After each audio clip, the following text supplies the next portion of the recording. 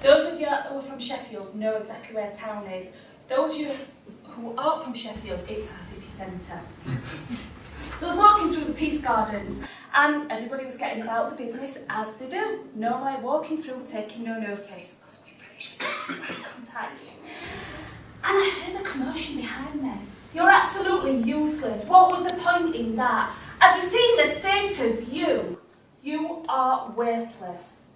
You are not good enough. My flabber was gasted. I turned around and I couldn't believe it. I expected to see a couple having a real good old barney. But they weren't. It was one woman on her own. And I see things, not in a Haley Joel Osment kind of way, but I do sort of see how people communicate with themselves. And there she was. That was her internal dialogue. That was how she was speaking to herself. That was her inner voice. She was telling herself she wasn't good enough. And she believed that. That was her truth. So I looked at her and I said, how does it get better than this? Now my name's Elaine Mitchel and I'm an empowerment coach. And what I do is I help people to get better than this. I help them to get rid of that inner voice. Because how many of you guys can actually relate to that? You feel that you're not good enough. You've had a bad experience, so you'll never try anything new again, just in case it happens. You've got worries, you've got stresses. We've all got lives. And you've got that inner voice. Can anybody relate to that? We all listen to that voice. We listen to that voice that speaks to us how we would not speak to anybody else. Why do we do it? I don't know, but we do, and we always have done as we've grown up. That is how we've developed. I help people to get into a space, like Bilal said, of authenticity, to get into your true space so you can do exactly what you're meant to do, regardless of what that is, whether it is to set up a fantastic taxi company, or whether it is to write and publish a book, or whether it is just to be the best version of yourself, which isn't a just to be, by the way, because that's all you can possibly be. And how do I do that? Well, I think it's really, really important that you understand that it's not all about mindset. It's not all about what's going on up there. And I think especially in this digital age, when we're scrolling through Facebook and you see all the posts that say mindset is everything, I'm going to call BS on that because I don't think it is. I think, yes, it's important, and I will show you a tool with regards to that right at the end. It's very, very important. But if your mind is saying something, and this inside you is saying, actually, no, it's not because you're not good enough, which one's going to win? Which one is going to win? It's not going to be this. And you're going to end up poorly, or not being able to be the best version of yourself. So, I just want to show you an example because a lot of you will be thinking, yeah, that's all right for you to say, you're stood up there, you've got that going on in there and up there and it's all working fine. However, I'm going to show you that we've all been there, we've all had a moment when we've been there, when we've been truly authentic, when we've stepped into our empowerment and when we've stepped out of that comfort zone, which Andrew touched on. And Andrew said about we live in this place and just step out of it, just push yourself to do what you want to do. I don't call it a comfort zone, by the way, because yes, it's not a very nice comfort, is it? If you're walking through the Peace Gardens and you've got that internal dialogue, you've got that voice saying that you're rubbish, what's comfortable about that? There's not a great deal that is comfortable about that at all. What is more, so that is why I wouldn't call it a comfort zone, I'd call it a blah zone. Because you're living a life, you're living a life of blah. It's not interesting, it's not exciting, it's certainly not fulfilling, telling yourself that you're rubbish and you're not good enough.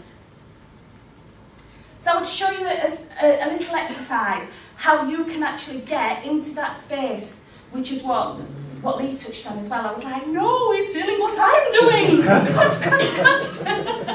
So, make sure your feet are flat on the ground. I'm not going to make you stand up or anything like that, but make sure your feet are flat on the ground. The next bit, I want you to close your eyes as well. Now, there's a big clue in this. If you can still see me, you're cheating. So close your eyes and just be aware of your breath.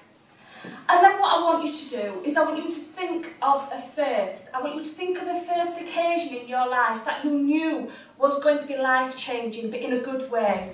So it could be The first time you go out on a date, it could be your first kiss, it could be the first time you get into a car to drive, it could be anything like that. So when you've locked into that moment, that first that you know is not going to change you, it's going to change your life for the better. I want you to make a fist, and I want you to take your fist and put it where you feel that energy in your body.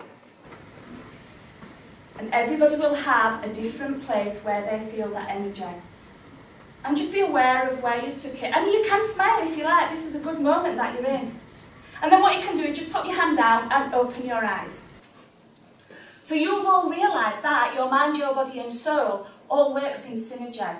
You were then, at that moment, in your empowerment zone. You'd stepped into it at that time in your life. You knew what you did was going to be a good thing.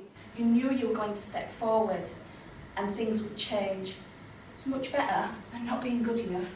It's much better than not being good enough.